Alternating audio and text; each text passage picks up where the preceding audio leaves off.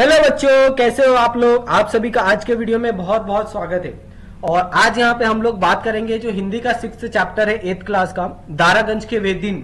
Okay, तो ये कविता बहुत ही इंटरेस्टिंग है, आपको बहुत मजा आएगा ये कविता सुनने में, सॉरी पाठ सुनने में। ओके, और बहुत ही अच्छी स्टोरी है। तो मैं यही चाहूंगा कि आप लोग इसको 2x into पे करके आप सुनो, चाहे 1.5 पे, ताकि आपको स्टोरी बहुत अच्छे से समझे, ताकि आपको इंटरेस्ट पैदा हो, ताकि आप अगर कोई भी चीज पढ़ते हो ना तो उसका आप मोरल फट से निकाल सकते हो। ओके, ऐसा बिल्कुल नहीं होता कि अगर आपको पाठ में दिया है कोई भी चीज पढ़ने के लिए तो इसका मतलब ये नहीं कि आपको दे दिया है और आपको पढ़ लेना है। वो पाठ में क्यों दिया है वो आपको समझना होगा बच्चे लोग। ओके, आपको कोई भी चीज ऐसे तो दी नहीं जाती है, और जिन्होंने ये लिखा होगा वो इतने बड़े मूर्ख तो नहीं है कि आपको हाँ ये लिख दिया और इस पाठ में हम लोग दे देते हैं। ओके, ये एक बच्चे लोग का एक लेवल होता है, मानसिक लेवल होता है, और इस लेवल में अगर बच्चों को ऐसी स्टोरी और ऐसी सब कविताएं अगर सिखाई जाती है तो उसका मतलब यही होता है कि बच्चों को हम मोटिवेट कर सके, आगे वो जाके अच्छा काम कर सके। ओके, और आप सभी को ये पता है कि अगर आप जैसे ही आगे जाओगे, अगर आप 10th और 12th में जाओगे तो वहां पे अभी आपको पता है कि जो पढ़ाई है वो चेंज हो जाएगी आपकी। ठीक है, अगर पढ़ाई चेंज हो जाएगी तो जो डिफिकल्टी लेवल है ये सारी इंक्रीज होने वाली है। ओके, आपको पढ़ाई के साथ साथ बहुत सारी चीजें करने को मिलेगी। ओके, तो ऐसी सारी चीजों का आप सामना कैसे कर सकते हो अगर बचपन में उस तरह की आपको शिक्षा दी जाए तो। ओके, तो यही मेन मकसद होता है किसी भी चैप्टर का और किसी भी कविता का। तो आज की जो हमारी कविता है, जो हमारा चैप्टर है वो है दारागंज के वे दिन। तो ये बहुत ही अच्छी कविता है, इसको हम लोग जल्दी जल्दी से पढ़ते हैं।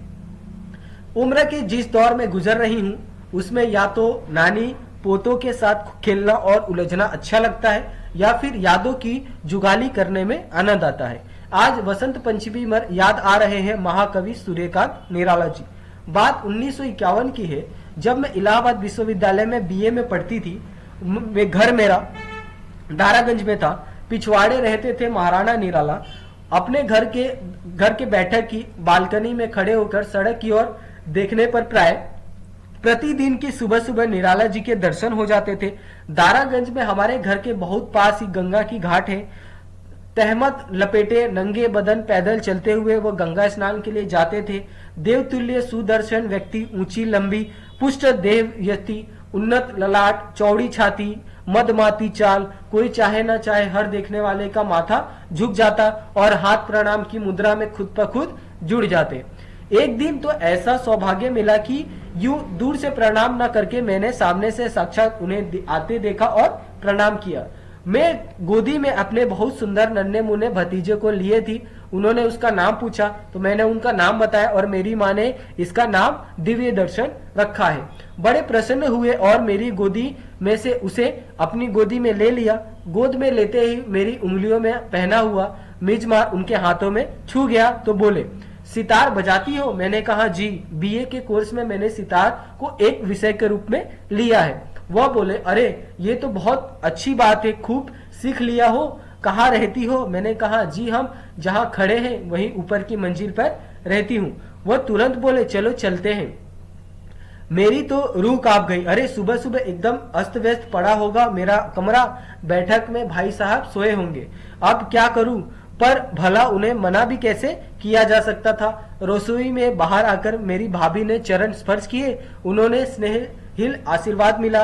वह बोली, ओह भाग्य हमारे, पधारिए, चाय बनाती हूँ। तो वे बोले, चाय नहीं, हमें तो बिटिया का सितार देखना है। मेरे गुरु पंडित लालमणि श्री ने मुझे बहुत अच्छा तरफदार सितार बनारस से लाकर दिया था। वो बोले, तुम्हारे पास तबला है? मैंने तबला निकाला और वहीं जमीन पर बैठकर महाकवि ने मेरे सितार के तारों से सुर मिलाए। तबला यहाँ वहां ठोकर खाकर सुर में किया और बोले, लो बजाओ, बताओ क्या सुनाओगी? मैंने लगभग कांपती थरपती आवाज में कहा, जी जेजेवंती सुनाऊंगी। तबले पर स्वयं थाप मारते हुए बोले, वाह वाह, जरूर सुनाओ। मेरे अंदर भी पता नहीं किन नए प्राणों का संचार हुआ और मैंने मन ही मन गुरुदेव को प्रणाम कर बजाना शुरू किया।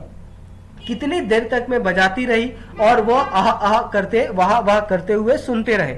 मुझे दिन दुनिया का ख्याल ही नहीं रहा, बस बजाते ही रही। झाला बजाकर जब खत्म हुआ तो और उनके चरण छुए तो मुझे लगा कि मेरा जन्म सफल हो गया है, संगीत सीखना सार्थक हो गया है। और यहाँ पे इस स्टोरी से बच्चे लोग आपको ये सीखने को मिलता है कि अगर आप कोई भी चीज सीखते हो ना तो व्यर्थ नहीं जाती है। जिस तरह से यहाँ पे एक लड़की है, उन्होंने बीए के दौरान अपने सितार से बजाना सीखा, लेकिन वो सितार जिस कार्य के लिए बजाना चाहती थी कि कोई ऐसा व्यक्ति सुने, वो व्यक्ति को सुनाने में वो सफल रही। तो यही आपके लाइफ का मकसद होना चाहिए कि अगर आप जो भी काम करते हो, जब तक आप उसको अचीव नहीं कर लेते ना, तब तक आपको हार नहीं मारना है। ओके, अगर आप हार पहले ही मान लेते हो, और सबसे मेन बात क्या होती है बच्चे लोग, हार आपको एक फिजिकल रूप में हार अलग होती है, लेकिन जो मानसिक हार होती है ना, अगर मानसिक हार हो गई आपकी, मानसिक रूप से अगर आप दिमाग में ही ये सोचने लगे हो कि मैं ये चीज नहीं कर सकता, तो आप वो चीज कभी नहीं कर सकते। ये बात आपको ध्यान रखनी है। ओके, तो इसके लिए आपको सबसे पहले जो आपका मनोबल है, जो आपका मन है, उसको आपको दृढ़ करना होगा किसी भी कार्य के लिए।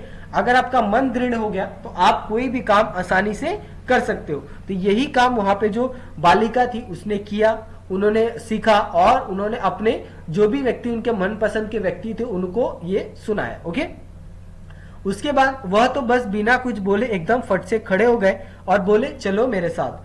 भाभी चाय नाश्ता परोस चुकी थी, पर वह कहाँ रुकने वाले थे, चलो मेरे साथ कहकर चल दिए।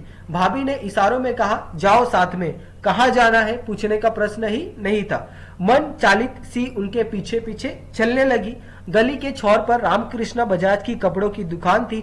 वहां चबूतरे पर मुझे ले जाकर दुकान मालिक से बोले बिटिया ने बहुत अच्छा सितार सुनाया है, ये जो भी मांगे उसे दे देना, भले ही सिल्क का या थान मांगे, जो भी ना मत करना, और मुझे वहीं छोड़ स्वयं या जा वहां से।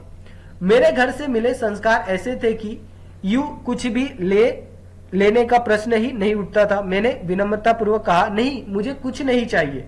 वे बोले ऐसा कैसे हो सकता है निराला जी, जब पूछेंगे तो मैं क्या जवाब दूंगा, कुछ न कुछ तो आपको लेना ही होगा, बताइए क्या दूं। मैंने कुछ न लेने की जिद पर सचमुच उन्होंने अपने नौकरों को एक थान सिल्क का कपड़ा पकड़ाते हुए कहा जाओ इनके घर तक पहुंचा आओ। अंत में विवश होकर मैंने अपने पसंद की छीट के एक कपड़े की और इशारा करके कहा इसमें से एक ब्लाउज का कपड़ा दे दीजिए। वो कपड़ा माथे से लगाया और घर तक ऐसे आई जैसे जमीन पर नहीं चल रही बल्कि हवा में उड़ती आ रही हूँ। तो यहाँ पे अगर कोई चीज आप अचीव करते हो ना, तो उसके बाद की जो खुशी होती है ना, आप किसी से बयान नहीं कर सकते। आप चाहे वो छोटी से छोटी चीज अचीव करो या बड़ी से बड़ी चीज अचीव करो। ओके, हर एक चीज में अगर आप कोई भी चीज चाहते हो ना, अगर आप अचीव कर लेते हो, तो वो जो खुशी होती है ना, आप किसी और को बता नहीं सकते। वो खुशी अपने आप में बहुत ज्यादा कमाल होती है, बहुत ज्यादा उम्दा होती है। ओके, इसी के साथ सुनाती हूँ इस घटना के 20 बरस बाद की एक और बात।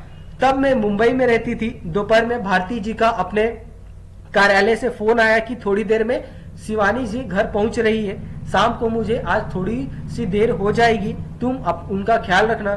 शिवानी जी आई, हम दोनों यहाँ वहाँ की बातें करते रहे। बातों ही बातों में निराला जी की बात चली तो मैंने उन्हें सितार वाला जो स्मरण था वो सुनाते हुए कहा कैसी मूर्ख थी मैं उस दिन, सचमुच कम से कम एक बढ़िया साड़ी तो ला ही सकती थी। मैंने सिर्फ एक ब्लाउज का कपड़ा मात्र लिया और चली आई। तो वह बोली तुम्हें पता नहीं पुष्पा की मैंने क्या मूर्खता की। गुरु रविंद्रनाथ टैगोर ने मुझे अपना पूरा चौरा ही उतार कर दे दिया था। कितनी बड़ी मूर्खता की। उस अमूल्य चौरे को काटकर मैंने पेटीकोट सिला दिया। अब सचमुच मेरे आवाज रह जाने की बात थी। हाय, ये क्या किया दीदी आपने। आज वह चोगा होता तो हम कितने अनगिनत लोग उसे देख देख कर छूकर धन्य हो लेते। अपनी स्मृति की मंजूषा में ऐसी अनगिनत माणिक मोती समेटे और भी अनेक मूर्ख और महामूर्ख होंगे जरूर। आपको जब भी जहां भी मिले मेरा प्रणाम उन्हें दे। तो ये एक बहुत ही स्टोरी है कि अगर आप किसी महान व्यक्ति से मिलते हैं, अगर वो आपको कुछ देते हैं तो आप उन्हें ग्रहण कीजिए, क्योंकि वो आपको ऐसे ही कोई चीज आपको क्यों देगा। ओके, जैसे यहाँ पे जो एक बच्ची थी, उनको यहाँ पे जो गुरु थे, जो उनके सुनने वाले, उन्होंने उनको भेंट की।